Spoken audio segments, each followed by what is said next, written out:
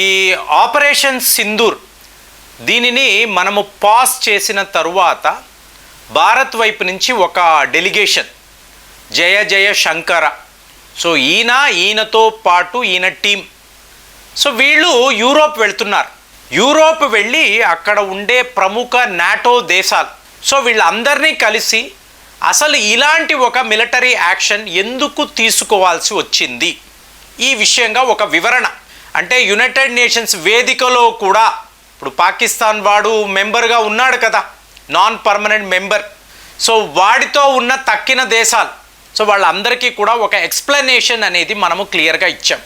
ఇదే పని మళ్ళీ పాకిస్తాన్ వాడు వాళ్ళ ప్రధానమంత్రి, వాళ్ళ ఆర్మీ చీఫ్, వీళ్ళందరూ అంటే ముస్లిం దేశాల వద్దకు వెళ్ళి భారత్ ఎలాంటి ఒక పని చేసిందో చూడండి, వాళ్ళతో స్నేహము అంటున్నారు, కానీ మేము అమాయకులం, పహల్గాం దాడులకి మాకు ఎటువంటి సంబంధము లేదు, కానీ ఆ తీవ్రవాద దాడులను చూపించి మా మీద ఎలాగ వీళ్ళు విరుచుకుపడ్డారు, ఏ స్థాయిలో మాకు నష్టాన్ని కలిగించారు, ఈ క్యాంపెయిన్ అనేది పాకిస్తాన్ వాళ్ళు చేస్తున్నారు.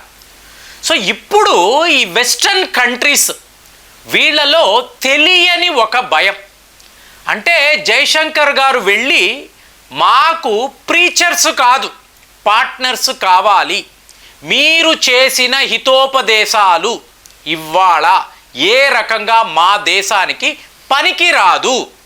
ఎందుకు అంటే ఒక గ్లోబల్ పవర్గా మీరు మమ్మల్ని చూశారు అనుకోండి, మేము చెప్పింది మీరు వినాల్సిన పరిస్థితి. ఇది యుద్ధ నిపుణులు ఎలా చూస్తున్నారు అంటే, 4 రోజులు అన్నారు పాకిస్తాన్ లాంటి ఒక చిన్న దేశము మీద మీరు దాడులు చేశారు, ఒకవేళ ఇదే పరిస్థితి చైనాకు వస్తే, అంటే చైనాకు భారత్కు మధ్య ఒక యుద్ధము వచ్చి ఉంటే అప్పుడు పరిస్థితి ఏంటి? సో ఇమీడియట్గా వాళ్ళు మళ్ళీ HQ-9 వాడతారండి, PL-15 మిజైల్సే వాడతారు, వాళ్ళ వద్ద ఉండే ఈ యుద్ధ వాహనాలు, విమానాలు ఇవే కదా ఉంటాయి. అంటే పాకిస్తాన్ వాడికి పట్టిన గతే చైనా వాడికి కూడా పట్టి ఉంటుంది. ఇది ఇవాళ వీళ్ళు మాట. అంటే మీకు ప్రపంచంలో అతి శక్తివంతమైన 3వ దేశము, వాళ్ళు భారత్ని ఎదుర్కోవాలి అంటే పాకిస్తాన్ వాడికి ఏమైతే అయ్యిందో చైనాకు కూడా అదే జరిగి ఉంటుంది అని ఒక అంచనా. సో ఇమీడియట్గా ఇప్పుడు యూరోప్ దేశాలు, ఒక యూకే ఆ రోజుల్లో మనల్ని పాలించిన దేశము, మనము వాళ్ళ కాలనీ, ఇవన్నీ మాట్లాడతారు కదా, అదే యూకేనో ఫ్రాన్సో భారత్తో యుద్ధము చేస్తే, అంటే మరి ఫ్రాన్స్ వాళ్ళ రఫేల్ విమానాలే కదా మనం వాడాం, ఇది కదా అందరూ మాట్లాడుతున్నారు. కానీ ఆ రఫేల్ విమానాలను పక్కన పెడితే, ఒక 36 విమానాలను పక్కన పెట్టారనుకోండి, భారత్ వద్ద 260 సుఖాయ్ విమానాలు ఉన్నాయి కదా. కాబట్టి ఫ్రాన్స్ కూడా భారత్ ముందు నిలబడలేదు, యూకే అయితే చిత్తుగా ఓడిపోయేది. ఇలా మాట్లాడుతూ యావత్ నాటో దేశాలు 31 దేశాలు కూడా వీళ్ళు భారత్ని చూసి తెలియని ఒక భయం, సీక్రెట్ ఫియర్. కాబట్టే రష్యా యొక్క ఫారిన్ మినిస్టర్ సెర్గే లావ్రోవ్ ఈయన ఇమీడియట్గా మనము ఈ నాటో దేశాలను ఎదిరించాలి అంటే రష్యా, భారత్, చైనా వీళ్ళు కలవాలి, వీళ్ళు కలిస్తే ఈ గ్రూప్ ఒక సూపర్ పవర్లా ఉంటుంది, దీనికి భారత్ సమ్మతము తెలపాలి. నిన్నటికి నిన్న RCI అంటారు, రష్యా, చైనా, ఇండియా. సో ఇది ఒక గ్రూప్, ఈ గ్రూప్ని మళ్ళీ మనము రివైవ్ చెయ్యాలి, అప్పుడు ఈ ప్రపంచ దేశాలకు మనము గుణపాఠము నేర్పించవచ్చు. సో ఇది భారత్ ఒప్పుకుంటుందా? మోదీ ఉండే మూడులో ఇలాంటి వ్యవహారాలు వచ్చేటప్పుడు చూడండి ఫ్రెండ్స్, ఇక్కడ ఒక్క విషయం అండి, మనము రష్యా వాళ్ళ S-400 వాడాము, ఫ్రాన్స్ వాళ్ళ రఫేల్ విమానాలు వాడాము, ఇది అందరూ మాట్లాడుతున్నారు.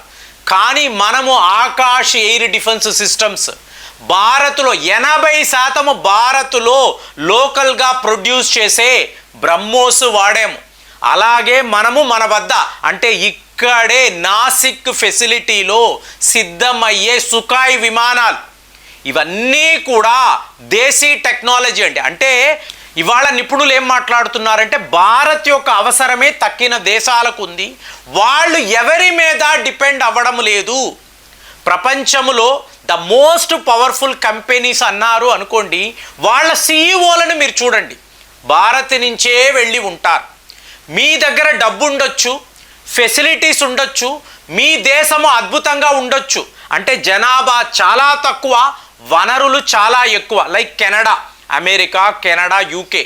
కానీ మీకు మీ మ్యాన్ పవర్ కావాలి, యువకులు కావాలి అనుకోండి, ఎక్కడి నుంచి తెస్తారు? చైనా నుంచి వస్తారా, జపాన్ నుంచి వస్తారా? కానే కాదు, భారత్ నుంచే రావాలి. యంగ్ టాలెంట్ అంటే ఫస్ట్ కంట్రీ భారతే. ఇండియా వద్ద స్ట్రెంగ్త్ ఉంది. ఇవాళ వరల్డ్ లెవెల్లో వీళ్ళందరూ మాట్లాడుతున్నారు, రష్యాకు యుక్రెయిన్కి మధ్య యుద్ధము వచ్చింది, వెస్ట్ తీవ్ర స్థాయిలో మన మీద ఒత్తిడి తీసుకొచ్చారు, ఎక్కడా మనము లొంగలేదు. ఫైనల్గా రష్యా వాళ్ళ వద్ద చీప్ ఆయిల్స్ అనేవి కొనడం మొదలుపెట్టాము. అట్ ది సేమ్ టైం మనం అమెరికాతో క్వాడ్ గ్రూప్లో కూడా ఉన్నాం. ఒకవేళ మనము రష్యా వద్ద ఆయిల్స్ కొనకపోతే రష్యా వాళ్ళే నష్టపోతారు. క్వాడ్ గ్రూప్ నుంచి మనం వెనక్కి వచ్చాము అంటే అమెరికా వాడే నష్టపోతాడు. అలాంటి ఒక సిచ్యువేషన్ ఇవాళ మనము కలిగించుకున్నాము. మన యొక్క ఈ జియో పాలిటిక్స్ మూవ్ ఉంది చూసారా, స్ట్రాటజీ. ఎక్కడైనా మేము చెప్పినట్టే వినాలి, మా యొక్క కండిషన్స్ ప్రకారమే మీరు ప్రవర్తించాలి, మీరు మా ముందు కండిషన్స్ పెట్టలేరు. ఇది వెస్ట్ దేశాలు తెలుసుకున్న ఒక పచ్చి నిజం. అంటే ఈరాన్తో మనకు ఫ్రెండ్షిప్ ఉంటుంది, చాబహార్ పోర్ట్లో మన కంటైనర్లు వెళతాయి, మన యొక్క కార్గో షిప్పులు వెళతాయి. అట్ ది సేమ్ టైం ఈరాన్ యొక్క బద్ధ శత్రువు ఇజ్రాయెల్తో మనకు ఎన్నో ఏళ్ల తరబడి మంచి ఫ్రెండ్షిప్ ఉంది. ఇజ్రాయెల్కు సంబంధించిన డిఫెన్స్ కంపెనీస్ భారత్లో ఇవాళ ఎన్నో ప్రాజెక్టులో ఇన్వాల్వ్ అయి ఉన్నారు. మనము వాడిన బారక్ 8 కూడా ఇజ్రాయెల్ భారత్ కలిసి తయారు చేసిన అత్యుత్తమమైన మిజైల్ సిస్టమ్. ఇలాగ ప్రపంచము ఎలా ఉన్నా, ఎవరితో గొడవ పడినా, ఎలాంటి యుద్ధాలు వచ్చినా ఫైనల్గా భారత్ను ఎవరు లొంగదీసుకోలేరు. వీళ్ళ టర్మ్స్లోనే ప్రపంచము నడవాలి అనే ఒక గొప్ప నిజాన్ని ఇవాళ ఆపరేషన్ సింధూర్ మనకు నేర్పించిందా?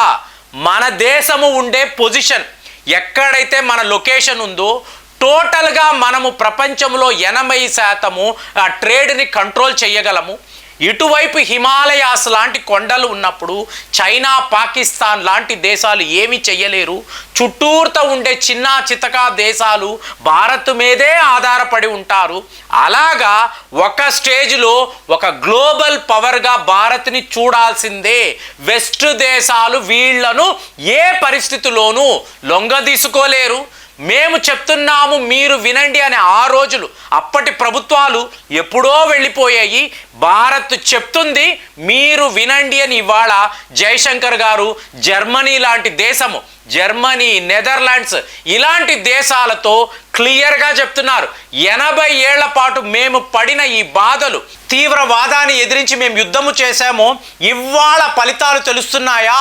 స్వయంగా రష్యా వాళ్ళు నాటోని ఓడించాలి అంటే మనం ముగ్గురము కూడా కలవాలి అనే ఒక పెద్ద మెసేజ్ను మోదీ గారి వద్దకు పంపించారు. అలాంటప్పుడు వెస్టర్న్ కంట్రీస్లో ఉండే భయము, ఆ భయాన్ని మీరు ఎలా చూస్తున్నారు?